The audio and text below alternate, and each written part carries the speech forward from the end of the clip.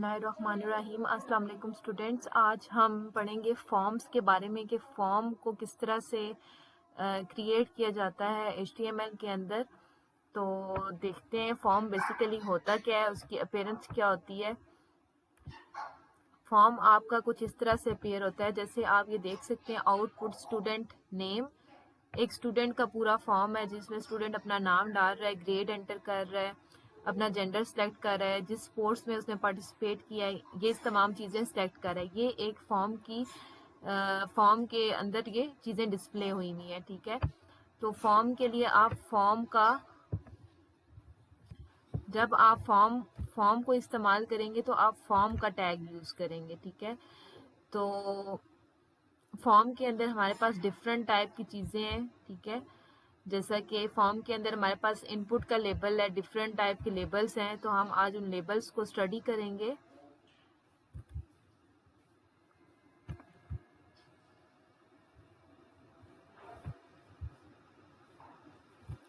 हाँ जी, आज हम कुछ लेबल्स को स्टडी करेंगे। जैसे हमारे पास इनपुट का लेबल है कि इनपुट का लेबल किस पर्पस के लिए यूज़ होता है, हम देखते हैं वन बाय वन। हम तमाम चीज़ों को देखेंगे। इनपुट का टैग है। इनपुट का टैग किस लिए इस्तेमाल होता है? The input tag is use to create fields where user can enter data और सिलेक्ट डाटा।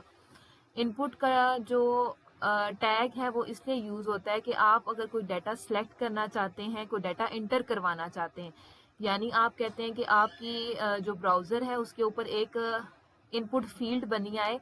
जब यूज़र उसके अंदर डाटा एंटर करे तो वो डाटा जाके कहीं बैक एंड पे उसको प्रोसेस किया जाए या उसको स्टोर किया जाए। स्टोर करने के लिए तो वो डिफरेंट मेथड्स होते हैं, मगर बेसिकली हम किसी यूज़र से किस तरह से इंफॉर्मेशन ले सकते हैं, तो वो इंफॉर्मेशन लेने के लिए हम इनपुट का टैग यूज़ करते हैं। और इनपुट के डिफरेंट टाइप के टैग्स हैं इनपुट के अंदर, जैसे इनपुट टाइप टेक्स्ट है, इनपुट टाइप ईमेल है, इनपुट टाइप पासवर्ड है, इनपुट टाइप रेडियो है, इनपुट टाइप चेक बॉक्स है, इनपुट टाइप सबमिट है। डिफरेंट टाइप के इनपुट के बटन्स हैं या इनपुट फील्ड्स हैं जिसके थ्रू हम यूज़र से डाटा ले सकते हैं, ठीक है। तो इसको हम प्रैक्टिकली करके देखते हैं कि किस तरह से होगा। हम यहाँ पे डॉक टाइप लिखते हैं, अपना डॉक्यूमेंट तैयार करते हैं। डॉक टाइप HTML और HTML। अच्छा, अब इसके अंदर आप लोगों ने क्या करना है, आप लोगों ने बॉडी डालनी है, क्योंकि बॉडी के अंदर आपकी सारी कोडिंग आती है, HTML के तमाम एलिमेंट्स आते हैं। हम यहाँ पे फॉर्म का टैग यूज़ करेंगे। फॉर्म का टैग हम इसलिए यूज़ करेंगे क्योंकि हम फॉर्म क्रिएट कर रहे हैं। क्या क्रिएट कर रहे हैं? फॉर्म। तो फॉर्म के अंदर हम लेंगे इनपुट। हमने एक यूज़र से इनपुट लेनी है, इसकी भी आप देखेंगे कि किस तरह का रिजल्ट आता है। हमारे पास है इनपुट का टैग है, input type text for example, इसकी एग्जांपल दी हुई है। अगर हम लिखें इनपुट टाइप लिखें और उसके आगे देखें डिफरेंट टाइप्स आ गई हैं, तो हम यहाँ पे टेक्स्ट लिखते हैं, टेक्स्ट, ठीक है। और इसके बाद हम जैसे कि हमारी इनपुट की जो फील्ड है जिसके अंदर हम टेक्स्ट एंटर करवा रहे हैं, उसकी कोई आईडी भी हम रख सकते हैं। अगर हम चाहें तो उसकी आईडी रख सकते हैं, चाहें तो उसका नेम भी रख सकते हैं। तो हम यहाँ पे उसकी आईडी लिखते हैं।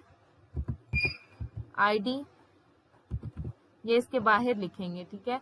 यहाँ पे कोमा डालेंगे और लिखेंगे आईडी। ये देखें यहाँ पे जैसे कोमा नहीं डालना, सिंपल आईडी लिखना है, ठीक है।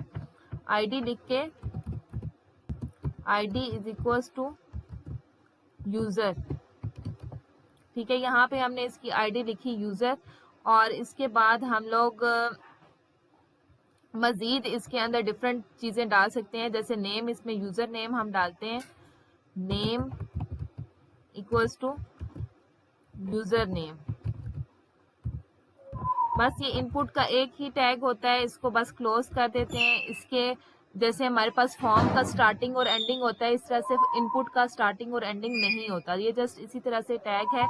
अभी हम इसको ब्राउजर में रन करके देखते हैं कि इसकी क्या आउटपुट है, ठीक है। देखें यहाँ पे एक इनपुट फील्ड आ रही है और उसके अंदर आप कुछ भी टाइप कर सकते हैं, ठीक है। और ये बेसिकली यूज़र से डाटा